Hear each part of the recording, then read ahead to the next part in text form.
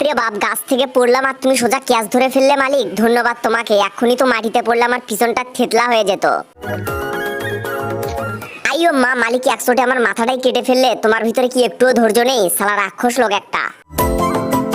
মালিক, এই জাম্বুরার শরীরটা অনেক নরম, কাটতে ভালোই লাগতেছে, তুমি আরো জোরে জোরে চাপ দাও। হ্যাঁ শালা, আমাকে চাপ দিয়ে কাটা বাদ দিয়ে মালিকের পিছনটা কেটে ফেল যা। লাল লাল জাম্বুরা কে কে খাবি তোরা, চলে আয় মালিকের বাড়ি। কি বলো মালিক, সবাইকে খাওয়াবে না? আরে বাবুরে মালিক, একবারে এতগুলো জাম্বুরা ঝুরে নিলে তুমি কি একা খেতে পারবে নাকি আবার তোমার গার্লফ্রেন্ড আসবে? হ্যাঁ বাবুরে, ঝালে তো পিছনটা জ্বলে গেল। মালিক তুমি এই মরিচ খেও না, মরিচ অনেক ঝাল। এখনই ঝালের কি দেখছিস রে? মালিকের পেটে একবার ঢুকতে দে না, পুরো আগুন ধরিয়ে দেব।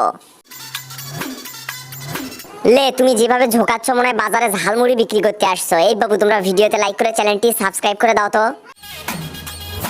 মায়া মায়া গো মালিক, তুমি এত সুন্দর করে জাম্বুরা মাখা তৈরি করে ফেললে। এই যে বাবু, সত্য কথা বলবে, এই জাম্বুরা মাখা দেখে কার কার জিভে জল চলে আসছে তাড়াতাড়ি কমেন্ট করে বলো।